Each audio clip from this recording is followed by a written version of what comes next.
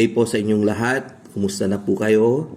Welcome na naman po sa another episode ng ating vlog.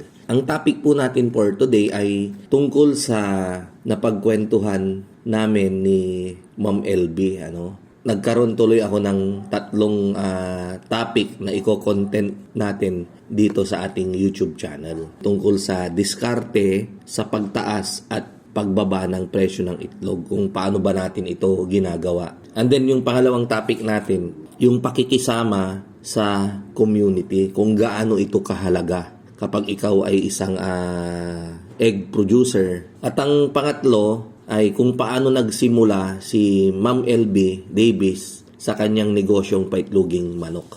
So siguro umpisahan natin dun sa kung paano nga ba nagsimula si Ma'am LB. Si Ma'am LB po ay isang US citizen, sila po ay nasa USA, at isang araw merong nag-chat sa atin at nag-i-inquire ng paitloging manok. Tinanong kung pwede daw ba nila akong tawagan. So siguro mga mga 2.5 years na siya. Sila ay nag-inquire sa akin kung paano yung negosyong paitloging manok. So sila ay nagpabook dahil sila raw ay nagpapagawa na ng poultry house. First time nila na pumasok sa ganitong negosyo sa pamamagitan lang ng panonood ng mga video natin. So sila ay nagka-interes. Kanina tumawag sila sa akin kasi nagpabook sila ng RTL na 1,152 heads na pang July 3. Ang bilis ng panahon, ayan, so doon kami nagkakwentuhan. Yun nga, ang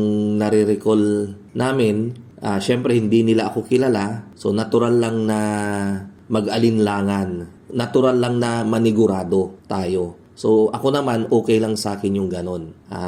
Na manigurado kayo kung ako ba talaga yung kausap nyo, kung ako ba talaga yung tatanggap nung partial payment ninyo. So ang nangyari, ang ginawa ni Ma'am LB, kung pwede raw ba niya akong i-video call. 5 minutes ka ako kasi wala akong pantaas na t-shirt. So kaya lang nung sinabi kong 5 minutes, binilisan ko kasi baka mag-isip si ma'am na baka kung ano-ano yung pwede kong gagawing remedyo, paraan para lang dun sa video call. Maging ganun na rin sa panahon ngayon, napakarami talaga ng scammer. Hindi ko na inantay yung 5 minutes, ako na mismo yung tumawag ata sa kanila nun. Yun, dun po nagsimula yung yung aming transaction ni Ma'am LB Davis. Hanggang sa kasalukuyan ay ongoing pa rin yung ating aming negosyo, kagaya nyo. Ayan, si Ma'am LB pala ay taga Sambales, taga bayan ng Palawig. Nakakatuwa din na sila ay nasa Amerika, never pa kaming nag-meet niyan, at sila ay nag-engage sa ganitong negosyo na hindi talaga nila alam. From zero knowledge, sabi nga ni Ma'am LB. So paano kayo natuto, ma'am, ka kung ganun? Sabi niya, sa pamamagitan lang daw ng panonood ng mga video natin dito. Yan, so inuulit-ulit daw nila para matuto sila kung ano yung mga dapat ipainom, ano yung gagawin kapag dating ng RTL sa kanilang farm, ano yung sukat ng mga housing. Yan, kabisado na po ni Ma'am LB yan. Ako rin yung nagpapasalamat kasi yung sa patuloy na tiwalang binibigay nyo rin sa akin. So, nakakataba rin ng puso na biglang may mga magme-message na, Mang Mags, taga Mindanao ako, taga Visayas ako, pero natuto ako sa pag-RTL, bagamat hindi ako nakabili sa'yo ng cages at RTL, napapakinabangan ko po yung mga YouTube videos mo, sa inyo po ako natuto. May mga ganon. Marami pong ganon.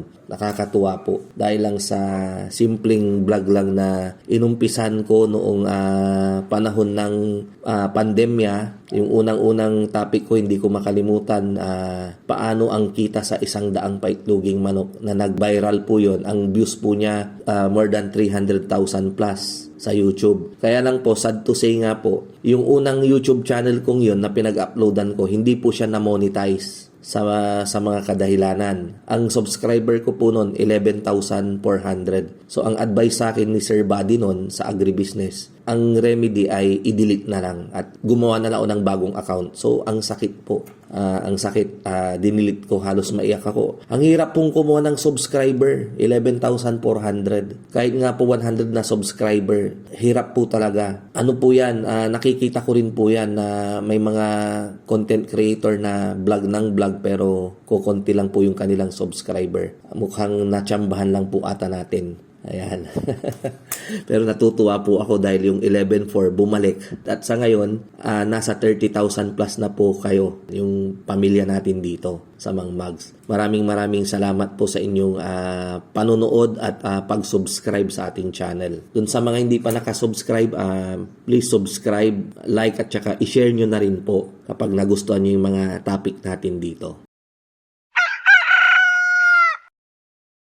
Ibalik natin dun sa ganun lang, nag-inquire si Ma'am LB hanggang sa nakapag-partial siya, na i-deliver ko yung kanilang unang order. So, naging okay naman yung aming transaction. At dati-rati pala kasi si Ma'am LB ay na-scam na rin. May katransact daw siya sa Facebook, umorder siya ng decalb brown, pang pre-range, binayaran niya kaya lang walang dumating. So, talagang yung mga ganon, nakakadala lang talaga. Madadamay yung mga matitino. Yan. So, mabuti na lang, sumugal pa rin si Ma'am LB sa atin. Nagtiwala pa rin po siya sa atin. The rest is history. Madali na lang po yung transaction. Pag nagpa-compute po siya kung magkano yung RTL or yung battery cages, pagka-compute ko, pagkasabi ko kung magkano yung kailangan ko, pinapadala na lang niya na wala nang tanong-tanong kasi tiwala na po sila sa atin. So, maraming salamat po Ma'am LB sa tiwalang ibinigay nyo sa akin. At maging sa inyo pong lahat, sa dami po ng mga na-deliveran na natin ng mga RTL,